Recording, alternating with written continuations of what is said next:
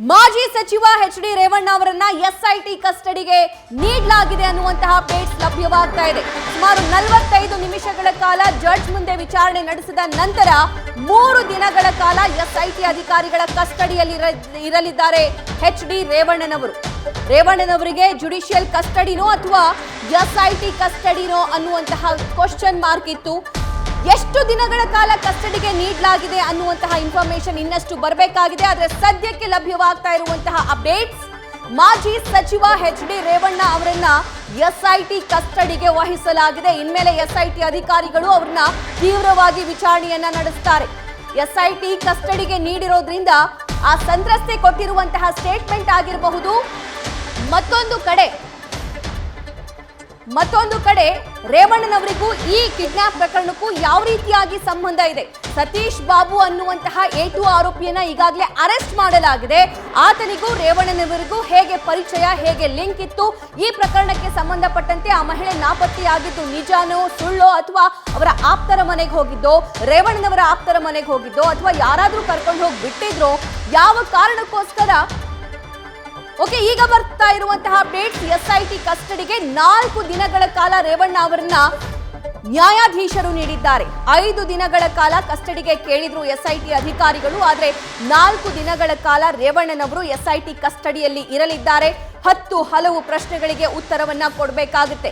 ನಿನ್ನೆ ರಾತ್ರಿಯಿಂದ ಮಧ್ಯಾಹ್ನದವರೆಗೂ ಸುಮಾರು 30ಕ್ಕಿಂತ ಜಾಸ್ತಿ ಪ್ರಶ್ನೆಗಳನ್ನ ಎಸ್ಐಟಿ ಅಧಿಕಾರಿಗಳು ಕೇಳಿದ್ರು ಕೂಡ ರೇವಣ್ಣನವರು ತುಟಿ ಬಿಚ್ಚಲಿಲ್ಲ. ಆದರೆ KR ನಗರದಲ್ಲಿ ದಾಖಲಾಗಿದ್ದಂತಹ ಕಿಡ್ನಾಪ್ ಕೇಸ್ಗೆ ಸಂಬಂಧಪಟ್ಟಂತೆ ಸಂತ್ರಸ್ತೆ ಕೂಡ ನಿನ್ನೆ ಎಸ್ಐಟಿ ಅಧಿಕಾರಿಗಳು ಸಂತ್ರಸ್ತೆಯನ್ನ ರಕ್ಷಿಸಿದ್ದಾರೆ. ಅವರ ಸ್ಟೇಟ್ಮೆಂಟ್ ಕೂಡ ಇವತ್ತು ಪಡೆದಾಗಿದೆ. ಅವರು ಕೊಟ್ಟಿರುವಂತಹ ಸ್ಟೇಟ್ಮೆಂಟ್ಗೂ ರೇವಣ್ಣನವರ ವಿಚಾರಣೆಯಲ್ಲಿ ಸಿಗ್ತಾ ಇರುವಂತಹ ಸ್ಟೇಟ್ಮೆಂಟ್ಗೂ ತಾಳೆ ಹಾಕಿ ನೋಡುವಂತಹ ಕೆಲಸ ಕೂಡ ಇಲ್ಲಿ ಮಾಡಲಾಗುತ್ತೆ. ನಾಳೆಯಿಂದಲೇ, ಇವತ್ತು ರಾತ್ರಿಯಿಂದಲೇ ಎಸ್ಐಟಿ ಅಧಿಕಾರಿಗಳು ಆಕ್ಟಿವ್ ಆಗಲಿದ್ದಾರೆ. ಯಾವ ಕಾರಣಕ್ಕೋಸ್ಕರ ಆ ಮಹಿಳೆಯನ್ನ ಅವರ ಮನೆಯಿಂದ ಹೊರಭಾಗಕ್ಕೆ ಕರೆ ತಂದಿದ್ದು ಅನ್ನುವಂತಹ ಪ್ರಶ್ನೆಗಳ ಸುರಿಮಳೆ ಮಾಡಲಿದ್ದಾರೆ. ಎಷ್ಟು ವರ್ಷದಿಂದ ಆ ಮಹಿಳೆ ರೇವಣ್ಣನವರ ಮನೆಯಲ್ಲಿ ಕೆಲಸ ಮಾಡಿದ್ರು? ಆ ಮಹಿಳೆಯ ಮೇಲೆ ಲೈಂಗಿಕ ದೌರ್ಜನ್ಯ ಆಗಿರೋದು ನಿಜಾನ ಸುಳ್ಳ? ವಿಡಿಯೋ ಹರಿದಾಡ್ತಾ ಇದೆಯಲ್ಲ, ಆ ವಿಡಿಯೋದಲ್ಲಿ ಆ ಮಹಿಳೆ ಕೂಡ, ಆ ಸಂತ್ರಸ್ತೆ ಕೂಡ ಇದ್ದಾರಾ ಇಲ್ವಾ ಅನ್ನೋದಕ್ಕೆ ಸಂಬಂಧಪಟ್ಟಂತೆಯೂ ಕೂಡ ಪ್ರಶ್ನೆ ಕೇಳುವಂತಹ ಪ್ರೊಸೀಜರ್ಸ್ಗಳನ್ನ ನಡೆಸಲಾಗುತ್ತೆ. ಎಸ್ಐಟಿ ಅಧಿಕಾರಿಗಳ ಕಸ್ಟಡಿಗೆ 4 ದಿನಗಳ ಕಾಲ ಮಾಜಿ ಸಚಿವ, ಮಾಜಿ ಪ್ರಧಾನಿ ದೇವೇಗೌಡರ ಪುತ್ರ ರೇವಣ್ಣ ಅವರನ್ನ ವಹಿಸಲಾಗಿದೆ. 5 ದಿನಗಳ ಕಾಲ ಕಸ್ಟಡಿಗೆ ನೀಡುವಂತೆ ಎಸ್ಐಟಿ ಅಧಿಕಾರಿಗಳು ಮನವಿಯನ್ನ ಮಾಡಿದ್ರು. ಕಿಡ್ನಾಪ್ ಕೇಸ್ನಲ್ಲಿ ಅರೆಸ್ಟ್ ಆಗಿರುವಂತಹ ರೇವಣ್ಣ 4 ದಿನಗಳ ಕಾಲ ಕಸ್ಟಡಿಯಲ್ಲಿ ಇರಲಿದ್ದಾರೆ. ಸಿಐಡಿ ಕಚೇರಿಯಲ್ಲಿ ಮುಂದುವರಿಯಲಿರುವಂತಹ ವಿಚಾರಣೆ. ನಿನ್ನೆನೂ ಕೂಡ ಅವರಿಗೆ ಸಿಐಡಿ ಕಚೇರಿಗೆ ಕರ್ಕೊಂಡು ಹೋದ್ರು. ಅಲ್ಲಿ ಎಸ್ಐಟಿ ಕಚೇರಿ ಇದೆ. ಎಸ್ಐಟಿ ಅಧಿಕಾರಿಗಳು ಅವ್ರನ್ನ ಪ್ರಶ್ನೆಗಳನ್ನ ಕೇಳೋದಕ್ಕೆ ಶುರು ಮಾಡ್ತಾರೆ, ತನಿಖೆ ಮಾಡೋದಕ್ಕೆ ಶುರು ಮಾಡ್ತಾರೆ. ಆದರೆ ಯಾವಾಗ ರೇವಣ್ಣನವರು ಯಾವುದಕ್ಕೂ ಕೂಡ ಉತ್ತರ ನೀಡಲಿಲ್ವೋ, ಮುಂದಿನ ಪ್ರೊಸೀಜರ್ಸ್ ಏನಿದೆ ಅದನ್ನು ಕೂಡ ಕ್ವಿಕ್ ಆಗಿ ಅಧಿಕಾರಿಗಳು ಮಾಡಬೇಕಾಗುತ್ತೆ.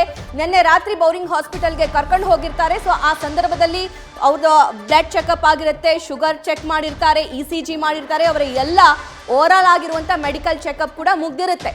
ಅದಾದ ನಂತರ ಇವತ್ತು ಅವರಿಗೆ ಗ್ಯಾಸ್ಟ್ರಿಕ್ ಸಮಸ್ಯೆ ಆಗಿರಬಹುದು, ಅಧಿಕ ರಕ್ತದ ಒತ್ತಡದ ಸಮಸ್ಯೆ ಆಗಿರಬಹುದು, ಅವರಿಗೆ ನನಗೆ ಎದೆ ನೋವ್ತಾ ಇದೆ ಎನ್ನುವಂತಹ ಸ್ಟೇಟ್ಮೆಂಟ್ ಅನ್ನು ಕೂಡ ಕೊಡ್ತಾರಂತೆ. ಸೊ ಹಾಗಾಗಿ ಮತ್ತೆ ಬೌರಿಂಗ್ ಹಾಸ್ಪಿಟಲ್ಗೆ ಅವ್ರನ್ನ ಕರ್ಕೊಂಡು ಹೋಗಿ ಅಲ್ಲಿ ಎಲ್ಲ ಪ್ರೊಸೀಜರ್ಸ್ಗಳನ್ನ, ಎಲ್ಲ ಮೆಡಿಕಲ್ ಚೆಕಪ್ ಅನ್ನ ಮುಗಿಸ್ಕೊಂಡು ನ್ಯಾಯಾಧೀಶರ ಮುಂದೆ ಅವ್ರನ್ನ ಹಾಜರುಪಡಿಸಲಾಗುತ್ತೆ.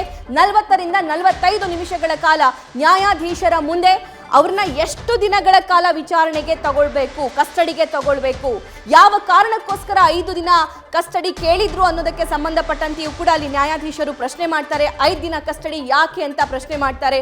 ಆ ಸಂದರ್ಭದಲ್ಲಿ ಎಸ್ಐಟಿ ಅಧಿಕಾರಿಗಳು, ಇಲ್ಲ, ಈ ಪ್ರಕರಣದ ಜಾಡು ಹಿಡಿದು ನಾವು ತನಿಖೆ ಮಾಡಬೇಕಾಗಿದೆ. ಸಂತ್ರಸ್ತೆ ಮಹಿಳೆ ಸುಮಾರು 5 ರಿಂದ 6 ದಿನ ನಾಪತ್ತೆಯಾಗಿದ್ರು ಅಂತ ಹೇಳಿ ಅವರ ಮನೆಯವರು ಪಾನಿಕ್ ಆಗಿ ಅವರು ಕಂಪ್ಲೇಂಟ್ ಕೊಟ್ಟಿರ್ತಾರೆ. ಸೊ ಆ ಸಂತ್ರಸ್ತೆ ಮಹಿಳೆ ಕೂಡ ಸ್ಟೇಟ್ಮೆಂಟ್ ಕೊಟ್ಟಿದ್ದಾರೆ. ಆ ಸ್ಟೇಟ್ಮೆಂಟ್ಗೂ ರೇವಣ್ಣನವರ ಸ್ಟೇಟ್ಮೆಂಟ್ಗಳಿಗೂ ತಾಳೆ ಇದೆಯೋ ಇಲ್ವೋ ಅನ್ನೋದನ್ನ ನೋಡಬೇಕು. ಇಲ್ಲಿ A2 ಆರೋಪಿ ಸತೀಶ್ ಬಾಬು ಅವರನ್ನು ಕೂಡ ಅರೆಸ್ಟ್ ಮಾಡಲಾಗಿದೆ. ಅವ್ರನ್ನ ಜುಡಿಷಿಯಲ್ ಕಸ್ಟಡಿಗೆ ವಹಿಸಿರೋದ್ರಿಂದ ಅವರ ಫೋನನ್ನು ಕೂಡ ಸೀಸ್ ಮಾಡಲಾಗಿದೆ. ಎಷ್ಟು ಸಮಯ, ಅಂದ್ರೆ ಎಷ್ಟು ಸಲ ರೇವಣ್ಣನವರಿಗೆ ಅವರ ಫೋನಿಂದ ಕರೆ ಹೋಗಿದೆ, ಯಾವ್ಯಾವ ಲೊಕೇಶನ್ ಅಲ್ಲಿ ಅವ್ರು ಸಿಕ್ಕಿದ್ದಾರೆ, ಮತ್ತೆ ಆ ಸಂತ್ರಸ್ತೆ ನಾಪತ್ತೆಯಾಗಿದ್ದಂತಹ ಮಹಿಳೆ ಏನಿದ್ದಾರೆ ಅವರು ರೇವಣ್ಣನವರ ಮನೆಯಲ್ಲಿ ಎಷ್ಟು ದಿನಗಳ ಕಾಲ, ಎಷ್ಟು ವರ್ಷಗಳ ಕಾಲ ಕೆಲಸ ಮಾಡಿದ್ರು, ಅದು ಹಾಸನದ ಮನೆ ಆಗಿರಬಹುದು, ಹೊಳೆನರಸೀಪುರದ ಮನೆ ಆಗಿರಬಹುದು, ಇನ್ನು ಬೇರೆ ಬೇರೆ ಕಡೆ ಫಾರ್ಮ್ ಹೌಸ್ಗಳು ಕೂಡ ಇದಾವೆ. ರೇವಣ್ಣನವರ ಫಾರ್ಮ್ ಹೌಸ್ ಆಗಿರಬಹುದು ಅಥವಾ ಪ್ರಜ್ವಲ್ ರೇವಣ್ಣ ಅವರ ಫಾರ್ಮ್ ಹೌಸ್ ಆಗಿರಬಹುದು. ಅಲ್ಲಿ ಏನೆಲ್ಲ ಆಯಿತು ಅನ್ನೋದಕ್ಕೆ ಸಂಬಂಧಪಟ್ಟಂತೆಯೂ ಕೂಡ ವಿಚಾರಣೆ ಆಗುತ್ತೆ. ನ್ಯೂಸ್ ಫಸ್ಟ್ ನಿರ್ಭೀತಿಯಿಂದ ನಿಮ್ಮ ಪರವಾಗಿ.